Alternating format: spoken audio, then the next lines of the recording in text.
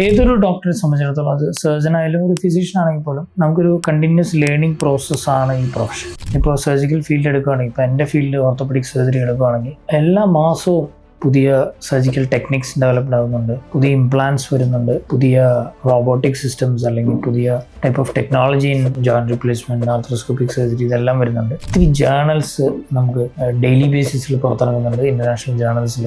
ഇതെല്ലാം കൂടി നമുക്ക് എല്ലാ ദിവസവും ഇരുന്ന് ഒരു വായിച്ച് അത് മനസ്സിലാക്കി നമ്മുടെ പ്രാക്ടീസിലേക്ക് കൊണ്ടുവരിക എന്നുള്ളത് പ്രാക്ടിക്കലി ഇമ്പോസിബിൾ ആണ്. നമ്മൾ CME പോലുള്ള അല്ലെങ്കിൽ എന്തെങ്കിലും സെമിനാർസ് അല്ലെങ്കിൽ കോൺഫറൻസസ് അതിൽ നമ്മൾ രജിസ്റ്റർ ചെയ്ത് പോയിട്ട് പങ്കെടുക്കും. പലപ്പോഴും നമ്മൾ ഫാക്കൽറ്റി ആയിട്ടായിരിക്കും പങ്കെടുക്കുക. എൻ്റെ ഒരു എക്സാമ്പിൾ പറയുകയാണെങ്കിൽ, ഞാൻ പല കോൺഫറൻസിലും ഫാക്കൽറ്റി ആയിട്ട് പങ്കെടുത്താൽ പോലും എൻ്റെ ഒരു ടോപ്പിക് ഞാനൊരു പ്രസന്റ് ചെയ്ത് കഴിഞ്ഞാൽ പിന്നെ ഞാൻ എന്നെ കണക്കാക്കുന്ന ഒരു ഡെലിഗേറ്റ് ആയിട്ടാണ്. ഞാൻ അവിടെ ഇരുന്ന് ഏതൊരു ജൂനിയർ ഓർത്തോ സർജനെയും പോലെ ബാക്കി എല്ലാവരുടെയും ടോപ്പിക്ക് സാധ്യമായതെല്ലാം കേൾക്കും. അതിൽ നിന്നൊക്കെ എല്ലായ്പ്പോഴും നമ്മൾ പ്രസന്റ് ചെയ്യുമ്പോൾ ഏറ്റവും ലേറ്റസ്റ്റ് അഡ്വാൻസ്മെന്റ്സ് ആണ് പ്രസന്റ് ചെയ്യുക. അതിൽ നിന്ന് നമുക്ക് ആവശ്യമുള്ള എന്താണെന്നുള്ളത് നമ്മൾ നോട്ട് ചെയ്ത് തിരിച്ചു വന്നു കഴിഞ്ഞാൽ നമ്മുടെ പ്രാക്ടീസിലേക്ക് എടുക്കാനായിട്ട് നമ്മൾ ആലോചിക്കുന്ന ആ ഭാഗം നമ്മൾ ഒന്നുകൂടി വായിക്കും, അതിനെക്കുറിച്ച് ഫർദർ ആഴത്തിൽ അറിയാൻ ശ്രമിക്കും. അപ്പോൾ എന്താണെന്ന് വെച്ചാൽ നമുക്കൊരു overall great detail about that procedure അല്ലെങ്കിൽ ടെക്നോളജി നമുക്ക് അറിയാൻ പറ്റും. അങ്ങനെ നമ്മൾ എപ്പോഴും അപ്ഡേറ്റ് ആയിക്കൊണ്ടിരിക്കണം എന്നുള്ളതാണ് എൻ്റെ ഒരു ഫിലോസഫി. ഇതിനകത്ത് എനിക്ക് തോന്നിയിട്ടുള്ളത് എല്ലാ സർജൻസും ആ ഫിലോസഫി പിന്തുടരുന്ന ആൾക്കാരാണ് ഇപ്പോൾ. Especially junior surgeons